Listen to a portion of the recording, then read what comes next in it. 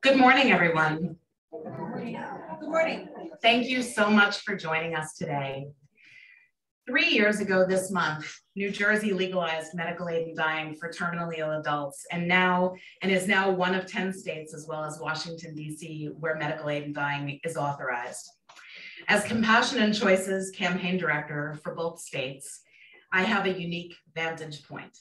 My name is Corinne Carey. I've been leading this campaign in New York for going on 7 years now. This is the 7th year of our campaign. Since the New Jersey law passed, I've worked with terminally ill people and their families, doctors, state health officials, and health and hospital systems to ensure that the law is working as intended. The peaceful death available to our neighbors in New Jersey eluded many of the 21 New Yorkers who have died in the last 6 years while advocating for lawmakers to pass New York's Medical Aid in Dying Act. These advocates met with legislators, spoke at rallies and news conferences like this one. They organized family and friends and so much more. Most of them while actively dying, and many of them weakened by treatments. Many of these brave people became my friends. And these people will always hold a special place in my heart, and my work is in their memory. Some lawmakers think it's difficult to talk about death and dying, and it is. But what's really difficult is explaining to dying people and their families that their lawmakers won't talk to them or to me about this bill. You know what else is really difficult? Watching a loved one suffer, often with pain that can't be controlled, even with the best hospice and palliative care, and beg for this option, and then watch them die without this option. Last month, I worked with an amazing New Jersey teacher, Anne French, who was able to access medical aid in dying after 10 years of struggling to live with a debilitating motor neuron disease. When she got the prescription, she said she felt relieved, and she went about living the rest of her days with her family by her side. And when she passed, her husband texted me to say that Anne was at peace in the end. And just as Anne received that prescription and the peace that it brought her, I met the Ayla family. In a few moments, you'll hear about the experience they had with their daughter, Ayla Rayne, a beautiful 24-year-old artist and ballet dancer in Manhattan. Ayla died suffering horrendously, begging for access to this gentle dying option, while lawmakers were here in session working on the budget and poised to let yet another year go by without taking up and passing this bill. We're here in memory of these people today and the families that supported them. We're here to shine a light on those that we've lost. More than 20 amazing advocates who walked these halls, who organized in their communities, gathered petition signatures and built support for this bill. They recorded videos, sometimes from their hospital beds, and joined Zoom meetings with lawmakers when COVID shut us down.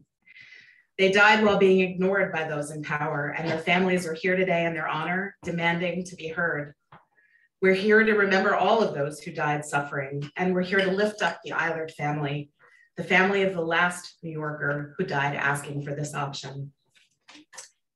Today, we're going to hear from those family members, and I'd like to begin with Lindsey Wright, the wife of Yusuf Cohen, the first advocate we lost after this bill was introduced. Lindsey.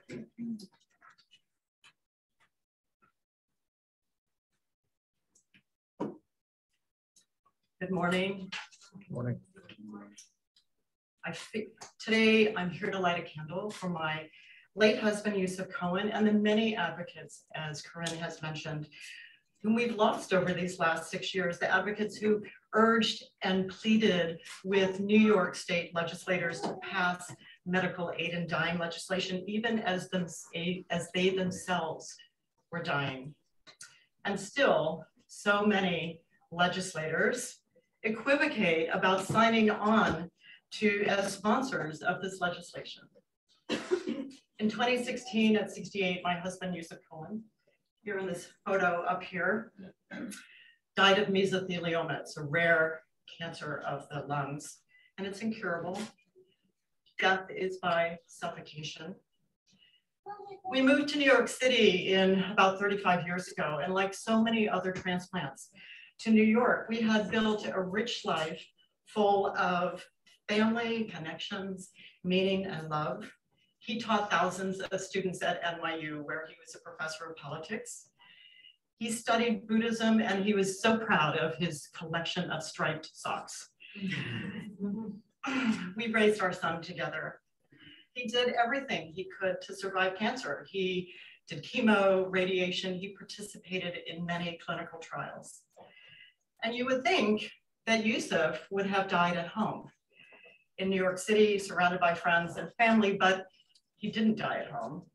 He actually died on the other coast in Portland, Oregon, where they passed medical aid and dying legislation 28 years ago. Think about it, it's a generation ago. And here we still stand today trying to get this legislation passed in New York. So we moved 3,000 miles across the country so that he could take advantage of Oregon's Death with Dignity Act. Why? Because New York didn't offer that option in 2016 and still doesn't. And I think it's an outrage. I can't believe we're still having this conversation about whether we should help terminally ill people avoid suffering in death. We moved so that he could ask for medication to end his life when and how he wanted. He had been clear for many years since the diagnosis about how he wanted to die. And I had made a promise to help him to make sure that he could die with dignity and without suffering wherever that would take us. Just weeks before he died, in a video that he made with Compassionate Choices, Yusuf said this: "I'm going to die anyhow." And this seems to be, to me, a much more humane way of dying. The more humane way of dying is medical aid in dying. All New Yorkers deserve this option right here at home, now more than ever. No one should have to move across the country just because they want to die on their own terms. New Yorkers want to die at home, surrounded by people they love and who love them. Let's help them do that. So in honor of Yusuf and all the advocates we've lost these past 6 years, I call on New York State legislators to pass medical aid in dying now. What are we waiting for?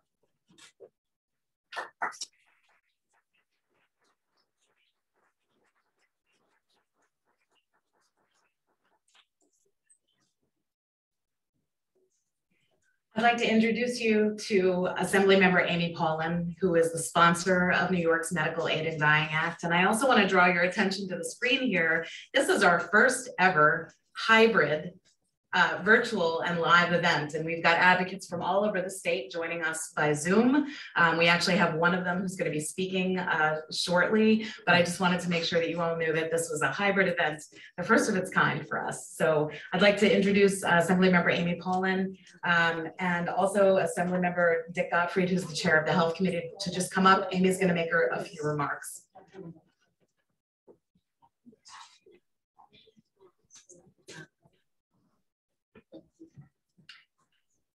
It's just so sad that we have to hear yet one more story. The stories for me trigger my own memory of my sister dying in a very horrible death from cancer, ovarian cancer, and not being there when she died, and it still lives with me so many years ago. It's, you know, I can't add to what the last speaker said. You know, New York deserves this. New Yorkers deserve this. We deserve this. We should not allow one more day to go by that we don't pass this bill, make it law, so that humane deaths can occur in New York. And people don't have to go so far away where their loved ones don't live, and they are not surrounded by the people that they want to be surrounded by.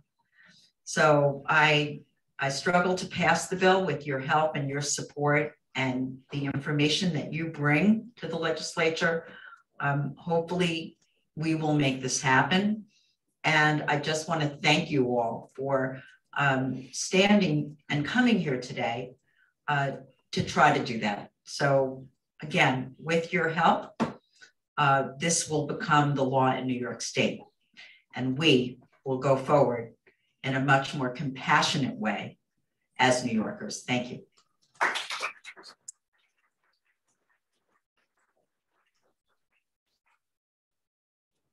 Well, good morning. I want to thank all the family members who have come here today. I know are here with us remotely, and all of you for the extraordinary work that you've been doing for this legislation. I can only begin to imagine how difficult it is, and I really commend you for your work. You know, for generations, New Yorkers have had a constitutional right to make and refuse healthcare decisions. And by law in New York, people have the right to refuse life-sustaining treatment. And I don't understand how you can draw a legal or a moral distinction between somebody's constitutional right to refuse medical treatment, to refuse life-sustaining treatment, to terminate that treatment, and still say that New Yorkers do not have the right to medical aid in dying. It's long past due for us to do everything we can to end the suffering and pass this bill. Thank you.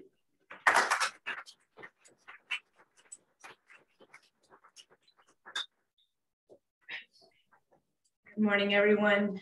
My name is Assemblymember Jessica Gonzalez Rojas. I represent Western Queens, and I've spent my career, at least the last 13 years prior to running for office, as the executive director of the National Latina Institute for Reproductive Justice. And in that work, we fought for 3 values: health, dignity, and justice. And the ability for someone to make decisions about their reproductive future, having that autonomy, making those decisions with dignity, making those decisions based on the circumstances of their life, based upon the conditions that they're facing, is so deeply aligned with this bill. This is about autonomy, this is about dignity, and this is about compassion. So I'm so thrilled to be a co-sponsor of the bill. I really commend our sponsor for championing this bill. It is about honoring the lives of everyone and valuing those lives and valuing the decisions that they make about their lives.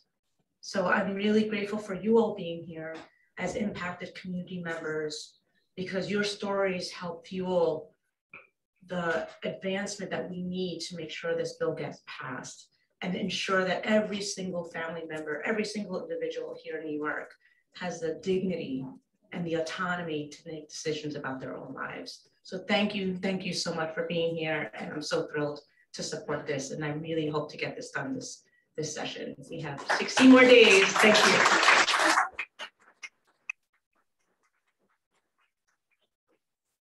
Good morning, everyone. My name is Ferris Forrest, and 2021, I celebrated 2 great loves of my life.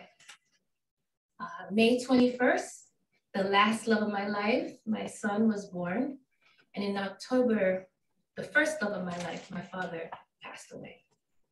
And in both cases, I saw that I had to fight for dignity for both ends of the spectrum of life. And so I stand here fighting along with my assembly member, Amy Paulin, the great sponsor of this bill, to say that while I support dignity in death, I support dignity in life. Because when a loved one passes away, they leave us living beyond them. And so the imprint when we fight for the bill like this to say that our loved ones deserve to die in dignity, we're saying that we're gonna live beyond them with love and light, and in dignity too. And so I'm very excited to be here because this is the issue that should be at the forefront of everyone's mind. Thank you.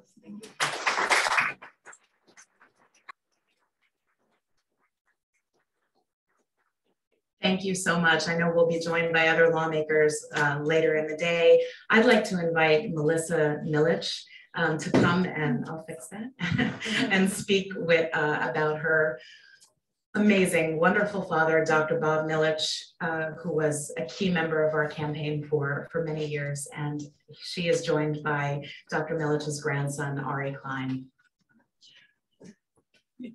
Dr. Bob Millick. It's okay. Good morning.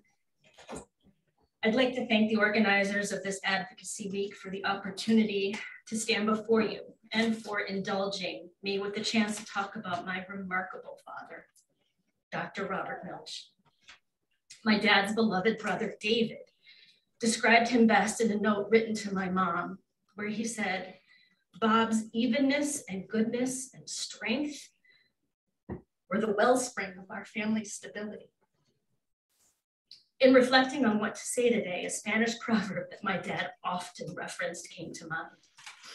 As one moves from the stands to the arena, the perspective on the bull changes.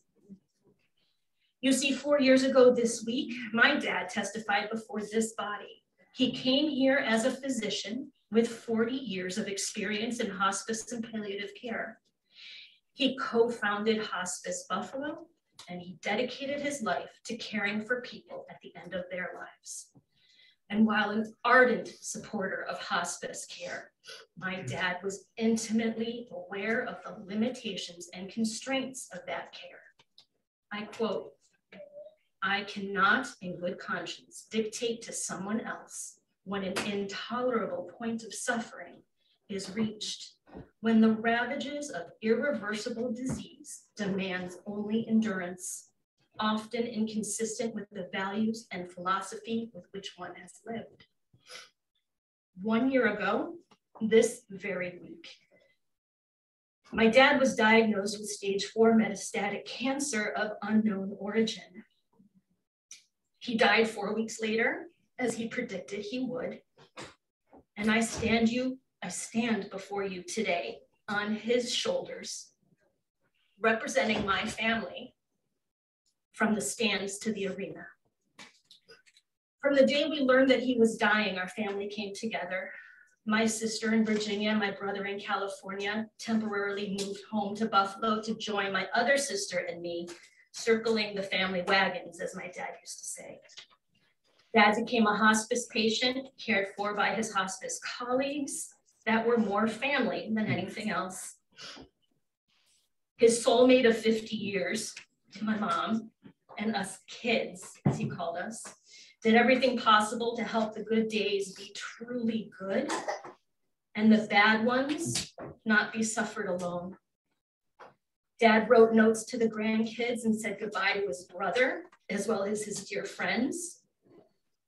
He also phoned lawmakers in a final attempt to convey the critical nature and urgent need for the passing of the medical aid in dying legislation, not as a deathbed conversion for himself. Rather, what he knew to be his last attempt to champion patient autonomy that we are all due when faced with a terminal illness and unimaginable suffering. As a patient living with the prospect of 6 months or less to live without relief from pain and suffering, to have the option to choose one's own path when death is already a foregone conclusion is profoundly personal and should be the kindest and most generous act we afford our loved ones and fellow New Yorkers. We had some beautiful moments, important talks, tears and laughter. He and the collective we received the best end-of-life care and attention possible while we could, until we couldn't. There's no way to explain the feeling of helplessness, fear, and anguish we felt watching him suffer. To the elected officials of New York State's legislative body, we come here today not for your condolences and sympathy, We come here today to fulfill the dying wishes of our loved ones and the wishes of the families of loved ones who have suffered so needlessly. While my dad's disease was terminal, the needless suffering he and my family endured at the end of his life due to this body's reluctance to pass the medical aid in dying bill into law was avoidable. My hope is that you may never have to consider medical aid in dying as an option for yourselves. My plea is that you do not prohibit others from considering the option when the ravage of terminal disease and suffering are beyond control. Pass the Medical Aid in Dying Act for them, for us, for future New Yorkers. State legislators, I say, what say you? And in the words of my grandfather, I say, bring on the wool. I'd like to invite Darren Eilert to come up and light a candle for his daughter, Ayla, who died just this month on April 2nd.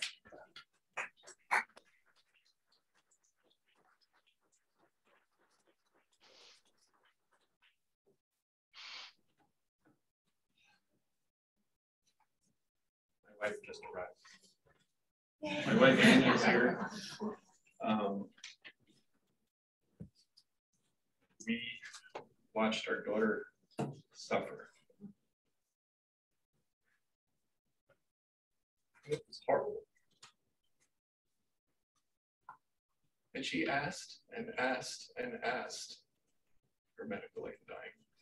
She asked all the doctors who promised her that her pain would be managed.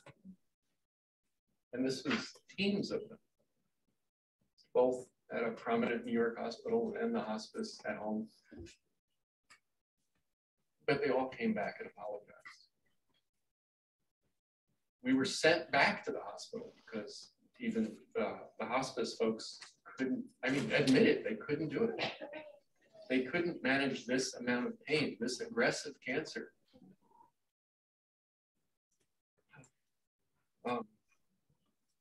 And just apologized. And everyone apologized because it was needless. And she suffered and suffered and suffered with the requests. She knew this existed in New Jersey, where we're from, but she couldn't get it here in New York. She was diagnosed back in September with tongue cancer. She's never smoked. She doesn't drink. There's no reason for it. But it was an aggressive cancer, and she knew her chances were very little to begin with.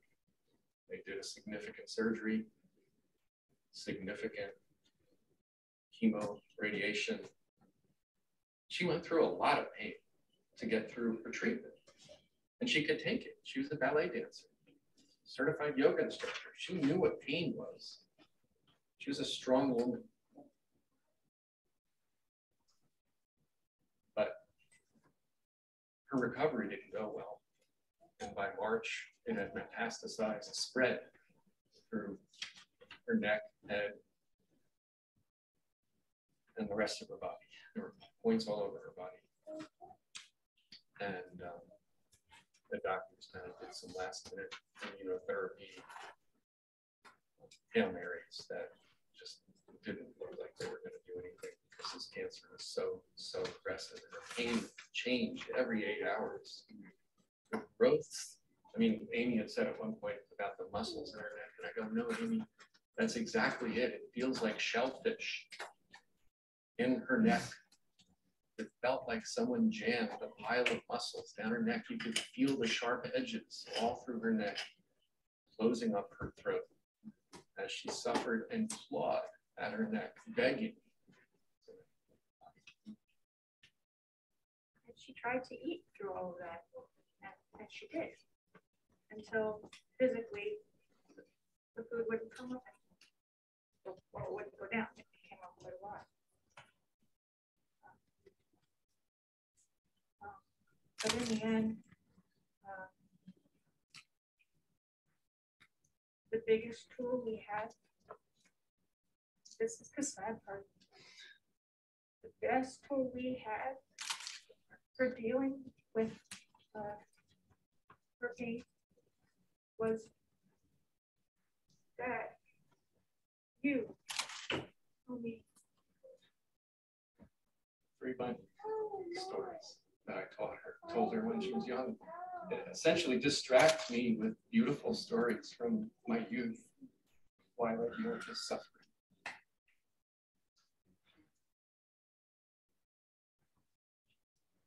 She begged, you know, she knew she was dying and she was not afraid. But she just begged not to suffer. She begged not to suffer, and she begged all of us to love each other and let each other know that we love each other. And to me, that means being compassionate to one another. This bill is one of those ways to do that. So please take it up. Please consider it. Please pass it. Please sign it. Well, quite frankly, at this point last year, she was healthy. She was making projects. She was doing art projects, big ones on stages in New York City, well, rooftops in New York City, smaller ones on stages in New York City. No one expected that this is where we were going to be. This time last year, and even this time last month.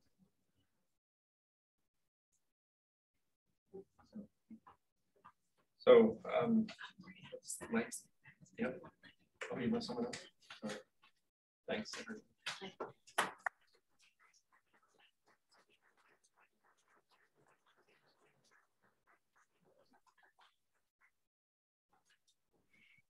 I'd like to invite Senator Diane Savino. Senator Savino has carried this bill for the last 6 years, and she's going to make some remarks now. Thank you, Corinne. Good morning, everyone. Kind of hard to follow the family members. This is unfortunately, I guess in some ways, it's my last term in the Senate. I've decided that I'm not going to run for re-election, and nothing would make me happier than to be able to pass this bill this year. As Corinne Carey said, I introduced the bill in 2015, January of 2015, after having seen the image of Brittany Menard on the cover of People magazine. It was shortly after New York State had taken the step of Assemblyman Gottfried and I had championed the effort of bringing medical cannabis to New York State. You know, we like to say New York State is a progressive state. In some respects we are. In some ways we are not. Certainly we never were on drug policy. And on this issue, we are lagging far behind as well. But after having watched hundreds of people come to Albany to help us pass medical cannabis, recognizing that many people were suffering with debilitating diseases and were being offered two options: suffer or become addicted to things like OxyContin and other drugs that were ruining their lives, we took on that battle and we brought New York State along, becoming the 23rd state.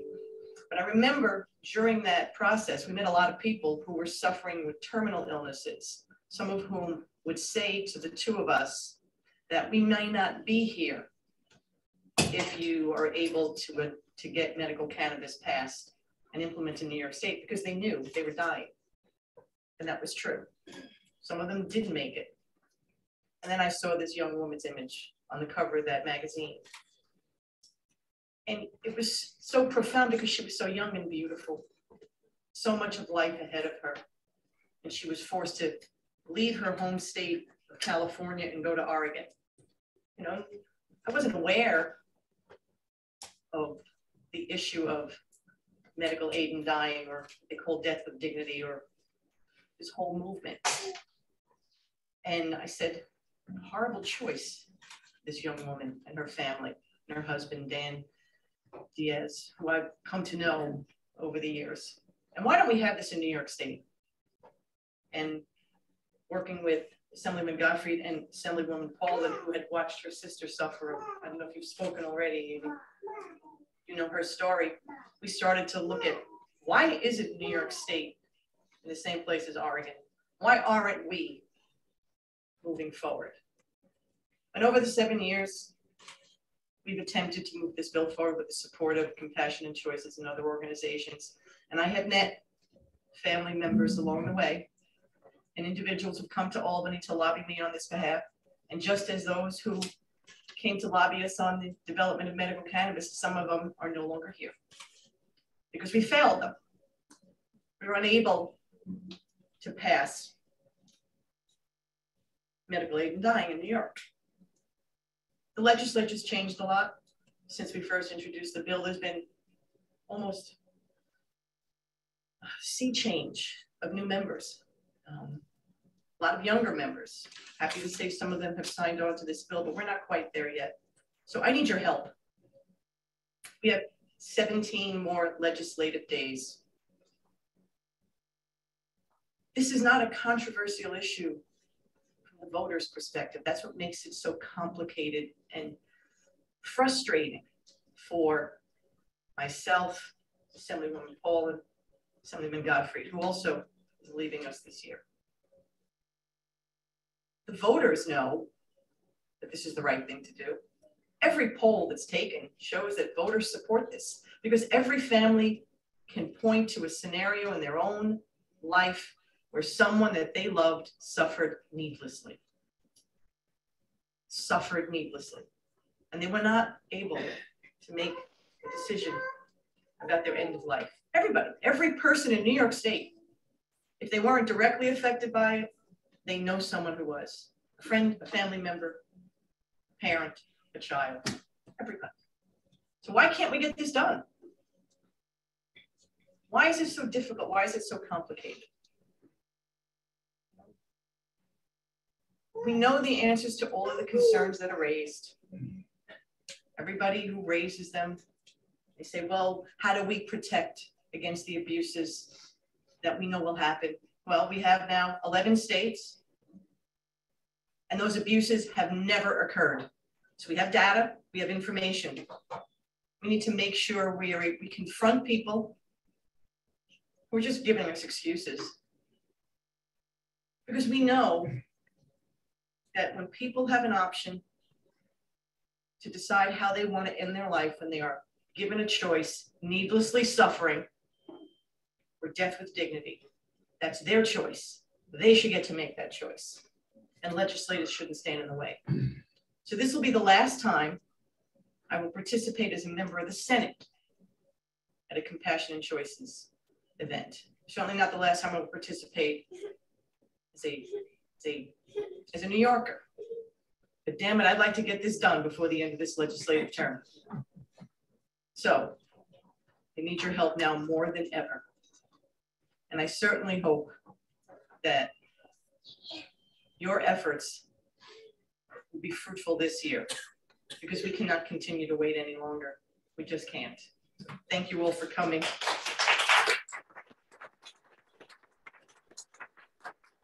Forward to continue this work.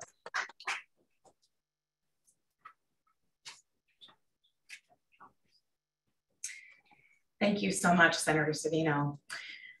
I'm going to draw your attention over here because we've got Monona Yin from Brooklyn joining us, and she's going to be speaking in honor of her mother. And if I can have someone bring up a candle so that I can light it when Monona's done speaking, that would be great. But this is her mother.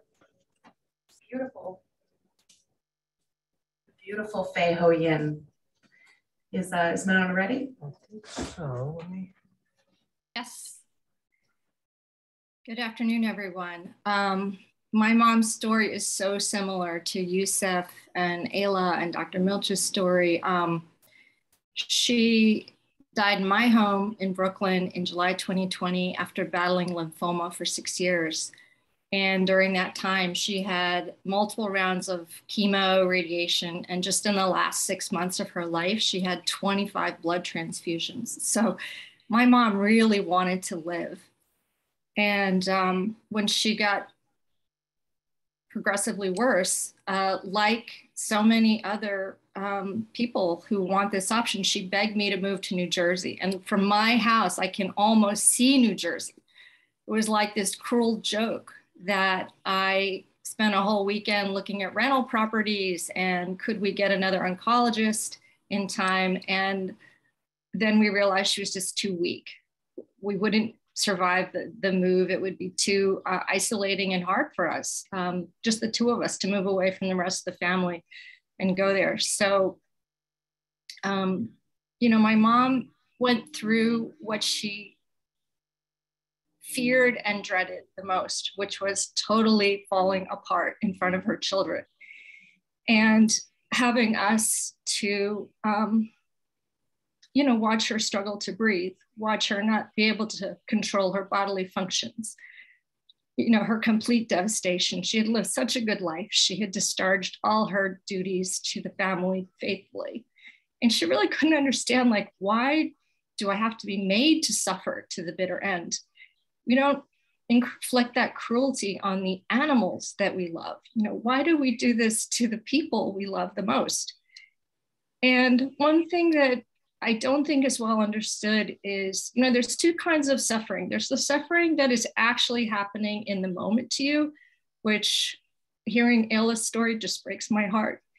But for my mom, she had a vivid imagination. She had watched her own mother suffer a very protracted death. And so my mom had psychic suffering for years. Like, she was diagnosed in 2014.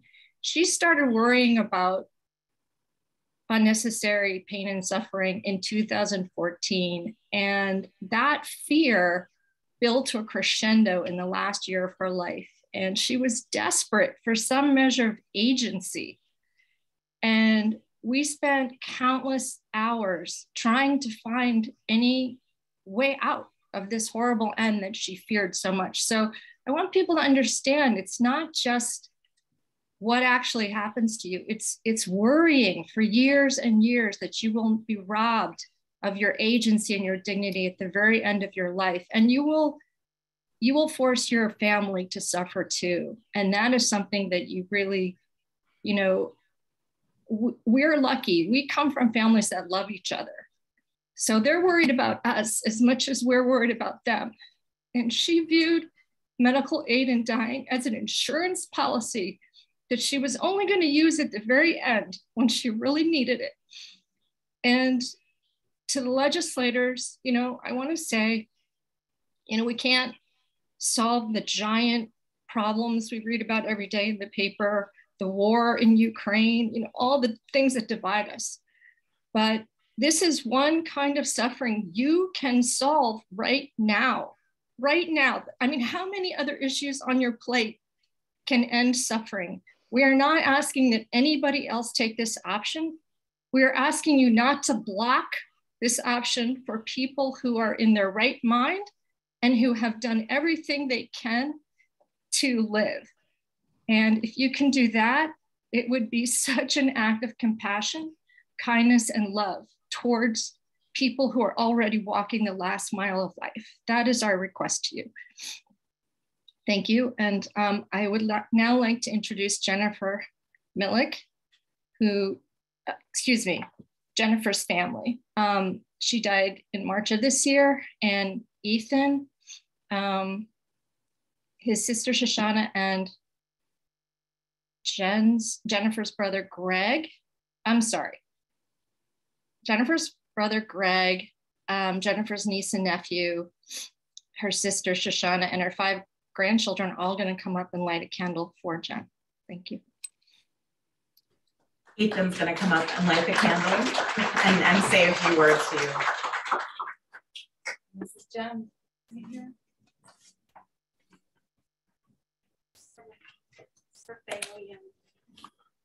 Hello, my name is Ethan Millick. I'm the son of Jonathan Millick. I am here in her honor and memory. Her brother Gregory and her grandchildren and her nephew Daniel and her daughter Susanna are also here. My mom was a lifetime Buffalo resident and a Buffalo Bills fan. It is such an honor and privilege to be able to speak about such an important cause that my mom was very passionate about. In March of 2019, my mom was diagnosed with renal cell carcinoma, which is a rare and aggressive form of kidney cancer. Chemo and radiation would not work, so the only option moving forward was to remove one of her kidneys in hope of removing the tumor. 6 months later, in December of 2019, she was diagnosed with metastatic kidney cancer and was informed that her diagnosis was terminal. Throughout my mom's tough battle with this disease, she was very adamant that she wanted quality over quantity, which meant she didn't want to be in pain and suffer. She wanted her time that she had left on earth to be surrounded by her family, her grandchildren, and her friends, and doing the things she loved. When my mom found out about the organization Compassion and Choices and the bill they were trying to get passed in New York State called the Medical Aid in Dying Act, she was eager to learn more and willing to do anything she could do to help get this bill passed. She understood that medical aid in dying would give her and many other terminally ill people a time-tested, trusted medical option that can peacefully end unbearable suffering when no other palliative care option will provide it. While dealing with such a hard situation, she was always willing to help advocate and fight to get this bill passed for her and other terminally ill people. She was willing to do whatever it took to tell her story, whether it was through a video, an article in the newspaper, or by meeting with many legislators in New York via Zoom to talk and advocate about why this medical aid in dying bill was so important to get passed, and asking for their help and support in getting the bill passed. My mom lived and fought this very aggressive disease longer than any of her friends, doctors, and family believed she would. She was able to be around for many more holidays, occasions, and milestones, which included getting to be in the delivery room when her first grandson was born, and she was also able to meet her fourth granddaughter that is named after her. My mom had a fear that this bill would not get passed in time for her. She spent her last few months in a hospice facility not having quality of life, often in a deep sleep, and often not knowing or recognizing family and friends that would come to visit. The fear of not having an option came true, which led to a slow, suffering death in March. Many times she would always say that she's not a name on a piece of paper, that she doesn't have time to waste on politics. So I ask you to please do your part and help get this important bill passed so that no one else has to have a slow, suffering death, and that the people around them don't have to deal with the traumatic experience of their loved one or friend suffering and having a slow, suffering death. Thank you.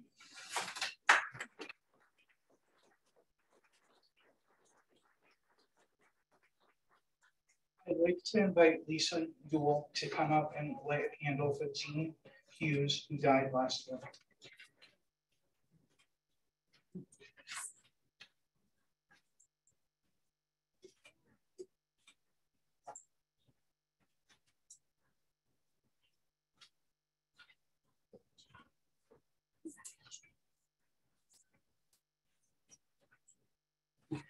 I know this is a long event for the press. I know we've got some questions in the chat box before we proceed with lighting the rest of the candles.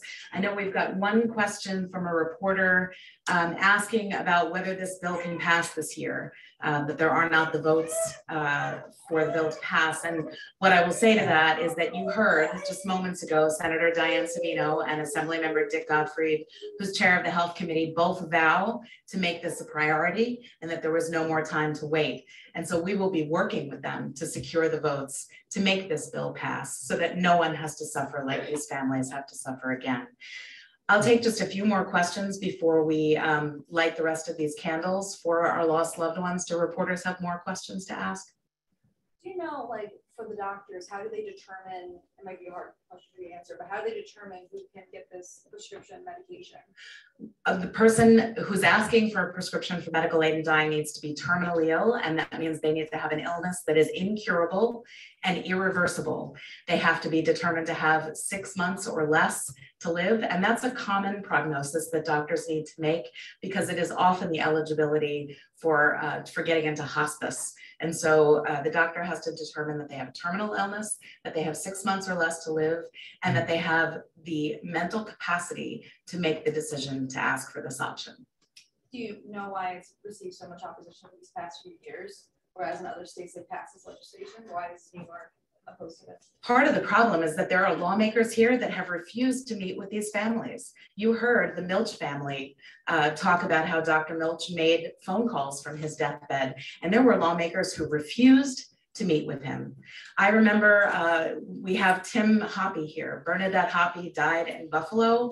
Bernadette Hoppe was using a walker towards the end of her life, and she showed up at the senator's office, and he just simply didn't show, and he never responded to her phone calls.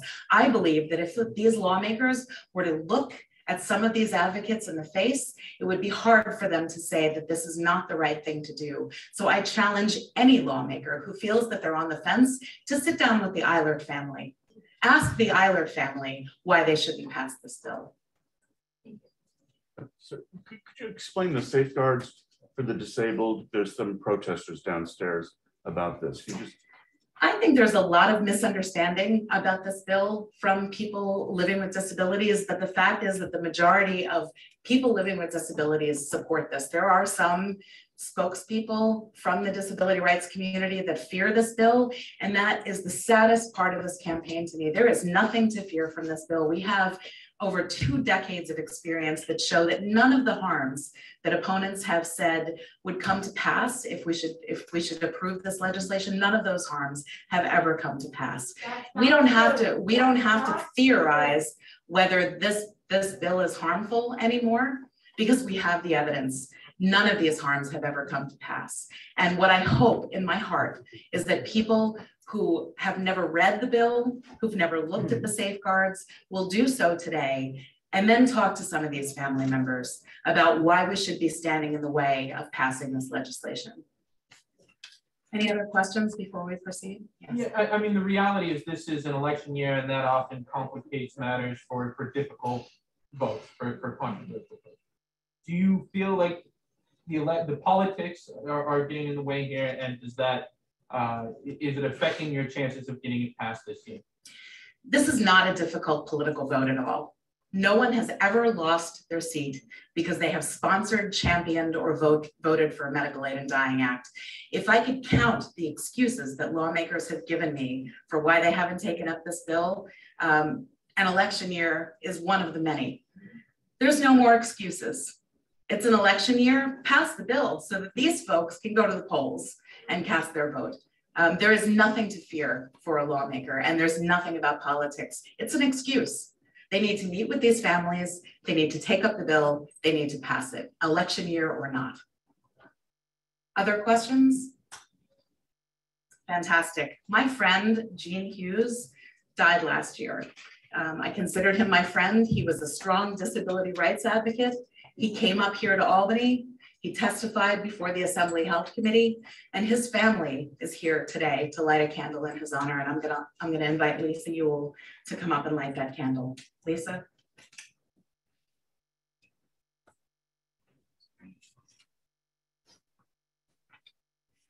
I'd like to invite some of the other families to come up now as well. I mentioned my friend Bernadette Hoppe. We went to law school together, we got our degree together, and when she learned I was doing this work, she called me first when she got her diagnosis, and I'm gonna invite her. This is a necklace that Bernadette made, by the way. I wear her necklaces every time I come to Albany to work on this issue. I'm gonna invite her brother, Tim, who joined her when she testified before the Assembly Health Committee to come and light a candle for Bernadette.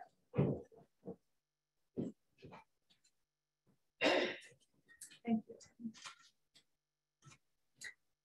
Barbara Barbara Flynn wrote a beautiful opinion piece in the Albany Times-Union a few months ago, and she lost her husband, John, and I'm going to invite Barbara to come up and put his candle as well.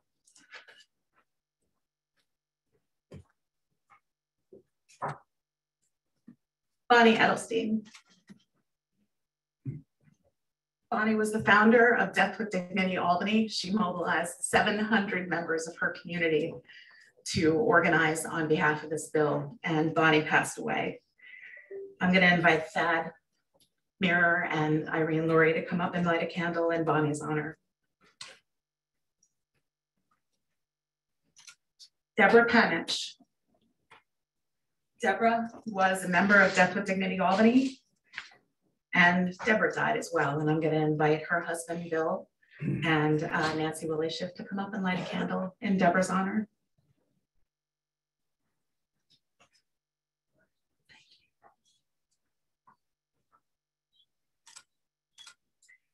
Debbie Stern is joining us from Buffalo, New York. If we can highlight Debbie's video, if it's going to take a minute, we can invite someone else up. But Debbie wants to say just a word about Susan Barra, who died just a few months ago. Debbie, is she there? Corinne, will you ask her to unmute, please? Debbie, can you unmute yourself? I'm sorry, thank you. Actually, I'm here in honor of Sue Barra, as well as Jen Millick and Dr. Milch. I worked with all of them. Sue and Jen were my very close and dear friends. Since our wonderful Ethan has just spoken about his mom, I would like to say a few words about Sue Barra, whose family is not with us today. Sue lived in Rochester. She and I texted on several times a week, or spoke several times a week. We became fast friends as we both had the same rare terminal leukemia. We were both on exactly the same protocol. Inevitably, the chemo stopped working for Sue in a couple months, as it will for me. She went through all kinds of brave, last-ditch, painful efforts to save her life. She so wanted to live, as everybody else here has said about their loved ones. But the cancer went into her spine, and no matter what they did, they couldn't help her. She turned from being fully functional on chemo to dying painfully within a few weeks. From the day we met 3 years ago, she was a strong advocate for medical aid in dying. She was a soft-spoken woman with very deep feelings regarding the need to eliminate the end-of-life suffering of terminally ill patients. She was a deeply spiritual person who believed in the connection of all living things and loved all nature. She was a wife of 46 years, a mother and a grandmother. She loved her family fiercely. Her last request to me 2 days before she passed was, "Debbie, I'm dying. You must do whatever you can to continue the fight to pass medical aid in dying in New York State." Even in her last days, she never stopped advocating to empower other terminally ill patients who were suffering to have an easier death. Her last words to me were, "I will love you forever, Debbie. Keep this going. Get this passed." My dear friends, Sue and Jennifer, I will never forget you. Your suffering will never be in vain. Both of you should have been empowered to have the option for a peaceful death through medical aid in dying. I pray that when my time comes, I will have that option. Thank you for listening.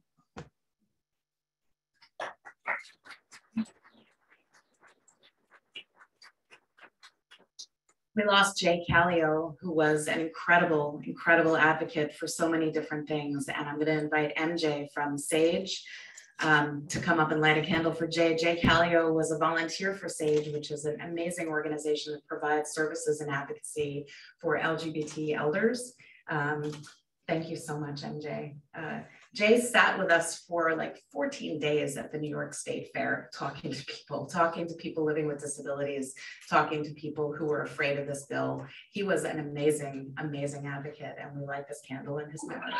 I just want to acknowledge that Senator Robert Jackson's staff is here. He so wanted to be with us today. His staffer is in the back of the room, but he couldn't make it because there's so much else going on in Albany today. But thank you so much to Senator Jackson for sending his regards. Who's next? Oh, it's me and Amanda lighting candles for the several other advocates whose families couldn't be here. So Joan Haberman, we need some more candles. Joan Haberman passed away during the course of this campaign, and she suffered tremendously. And I think some of her family members may be on the Zoom. So we honor Joan with this candle. Barbara Hammer was a famed filmmaker. She was incredible. She was acknowledged at the Oscars after she passed. Her filmmaking was pioneering, and Senator Brad Hoylman met with Barbara and her partner Flory in her Manhattan apartment before she died, and Senator Hoylman vowed to carry on this fight. So we light this candle in Barbara Hammer's honor. And Zachary Cohen. Amanda visited with Zachary and his family on Long Island. And Zachary recorded a video with us, which you can see online. We light this candle in honor of Zachary. And Zoe O, for any of you who joined us during Zoom meetings during COVID. Where is she? Where is she? Did she fall down? Here she is. That's a Zoom picture. Zoe was on all those Zoom calls with lawmakers. Joan Gundrum was one of the first people that we lost here from Albany. Sarah Myers was a plaintiff in the lawsuit that sought to legalize medical aid and dying through the courts. We lost her during the course of this battle. Anne Albright Smith was one of the many residents of Woodland Pond in the Catskills. And she met with Assemblymember Kevin Cahill many times, begging for this option. And Anne Albright Smith died suffering. And her husband, Ray, wrote a book about that suffering. And Ray could not be with us today, so we light this candle in Anne's honor. And Jacques D'Amboise, the famed ballet dancer and head of his own ballet company, Jacques D'Amboise spent many, many hours with me advocating for this bill. He came up here to Albany the first year we ever had, the second year we ever had a lobby day, and we lost him last year as well. So those were the advocates who fought for this option, who begged lawmakers to listen to them and to give them this compassionate end-of-life option, and they died waiting. We can't wait any longer. You heard from Debbie. Debbie's living with terminal cancer herself. If we're back here at the same time next year, we might not have Debbie with us. I don't want to watch my friend Debbie suffer. Lawmakers need to face what this bill is and what it isn't, to set aside all of the false claims from opponents and to look into the eyes of each and every one of these advocates and tell them why they won't pass this bill. I'm going to invite others who would like to come up and light a candle in memory of the people that they're fighting for, the people that they remember in their lives who died suffering, maybe not during this campaign, but what gives you the strength to keep fighting. Come on up and light a candle if you'd like. I know Barb Thomas from the League of Women Voters has been with our campaign longer than just about anybody else, and she's lighting a candle in honor of her husband, Bob, and you can find Barb and Bob's story on our website as well. Any more questions as folks come up, if they'd like to and light candles? Any more questions from reporters? Well, I thank all of you, each and every one of you, Ethan, Lindsey, Ari, Melissa, Thad, Irene, Barb, all of you who spoke, Barbara, thank you so much for being here. Thank you, Monona and Debbie, and all of you who joined us from all over the state on Zoom for this first ever hybrid event, and all of you for attending. Thank you so much. Let's go forth. And as Dr. Milch always said, let's carry on and we will slay this dragon, right? And pass this bill.